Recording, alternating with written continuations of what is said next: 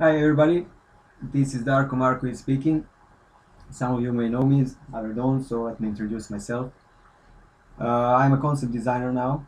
Previous life I was an industrial designer and I was a car designer which worked in Italy, and I went rogue. I didn't like any more car design, and due to my life experiences I had to change my profession, which I moved. So this is a Twitch about Artstation. As you can see, our giant which won the first place, and I'm very happy to win that place. And you can see that I'm using a lot of references here and explaining what I'm going to take. As you can see, I'm circling. This is, by the way, I think 2 hours Twitch, and on this Twitch I explain my process, how I design from this initial sketch when I begin everything.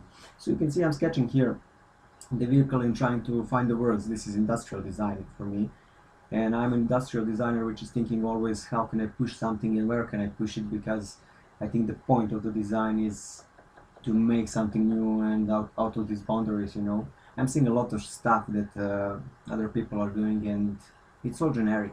Let's try and make something new. So the idea was massive, strong, and some of the other keywords. The name was epic, so it had to be something really epic. And what is more epic than a giant vehicle? So I started sketching here. I always start in black and white from the side view if it's a vehicle, and if it's a character, I start from the front because that's the best position to do it. And I started developing the form. It had to have all the keywords that I mentioned in it. It's a very simple technique. With this I can see the shapes. It's really easy, and my eye doesn't get that tired from the values, because I only use a couple of values, not like other people that I see do. They use from 1 to 8, and I use from 1 to 4 because that's easier for me to see the shape. I'm explaining also why am I pushing something forward and backward and trying to change it. It has to look massive. The biggest problem with this project was it has to look massive. So as you can see, the doodling and changing stuff. I'm changing a lot of cockpit, and I'm pushing that wheel forward. When you're designing a vehicle, the biggest problem is the lower part, because the lower part mostly has to be flat. When you look at the car, it has curved edges, but the lower part is always straight. You can bend it a little bit, and that's where the problems always start in a car design. Also the front connection, where the front connects with the rear, that's where the biggest problems are. And you can see I'm playing a lot with the shapes, trying to detail to make it look more robust and strong. So the whole process is always, I'm going always in my head, okay, what were the keywords, messy, blah blah blah blah blah. And I'm looking at the sketch, does it resemble that? I'm looking also at the references. You can see my other screen, but while I was working on this, I would use the other references, and I would look at them from time to time, and you see my head moving in a fast speed. When I look to the left, that's when I'm looking at the reference and trying to look at some cool detail which I can use. And don't forget one thing. Uh, my experience for now has told me one thing. Best designers are the ones that can copy other work, but you don't see it. So copying a lot of new stuff from that and trying to implement it into your design, that's the best thing you can do. Those are the best designers. It's super hard. It's super hard because you can web always something new.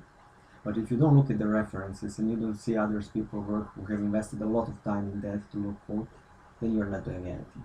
It's always about investigation, checking, and seeing other people work. Today you can see Google, on Artstation, on Behance, on Corofort. I don't know, there are so many CG Society. When you look at it, you're like, what am I doing? Too many talented people on this world, and the industry is moving so fast. And as you can see, I'm trying different things. I'm trying also, I'm explaining. I already had in my head how the final render is gonna be, so I was explaining it there.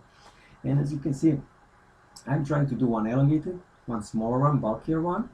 The next one's gonna be it's gonna be elongated but bulky also. So I'm always trying to do 3 variations. Also something out of the box. Yeah, the next one I'm doing the extra elongated one with the cockpit in the middle, and I'm starting in a different technique so I can try and see. This is, by the way, great technique. Great technique when you're starting the render from a sketch. The other two I didn't use that much for render, but this for me is very good. you see, and I'm trying something totally out of this world. It's like I remember when I was speaking about the caterpillar. It was my inspiration for it. And the caterpillar is like has many legs, and it can bend and move. It's a very funny animal, you know, but very interesting. And this was the inspiration for it. If you look at it, it can move in different directions, and it can maneuverably go. But since this vehicle is so huge, I don't think it even needs to maneuver like this. So that's why I went away from this idea, because it's so huge that it breaks everything in front of it, you know. So about the technique, I started speaking. I'm using really little values, and I'm going step by step. If the silhouette is good, then I move forward. If the first value is good, then I move to the second. If the third one is good, then I move. I never go all the values like I see a lot of people. I always go value by value, value by value.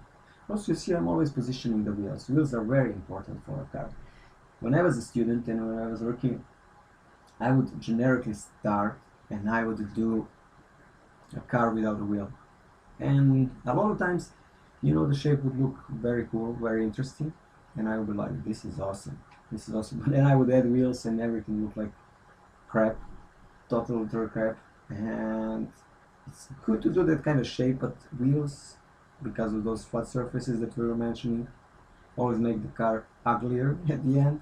It's not uglier, but they make it more flat, and that's where the problem starts, and you lose a lot of your design. So then I went to studio and I would see a lot of guys which were sketching cool forms. They wouldn't draw wheels, they would draw boxes instead of wheels, and this and this, and they would, when we would position our work on the wall, a lot of people would be angry because their design wasn't chosen and they would look better than somebody else's. But I don't know, they never considered like why, you know, because you're sketching boxes, it looks very cool, but when we position the wheels on it, it starts looking very bad, because wheels are taking away from your design, and we can't make a car without the design, you know. Here I do this also technique. I start to photo bash from my already sketches, so I get 5. Mostly I do around 5 sketches, and then I finish, and then I choose which one I like. If it's a bigger project, I can do 50 of these. They're really fast to do. I really love doing them. For me, initially, be a sketch. I think that's in that industrial designer speaking for me is the main thing. So you can see the lower was chosen, but I had to move it forward. So anyway, thank you for coming and listening to me sketch and doodle and talk. Have a nice day.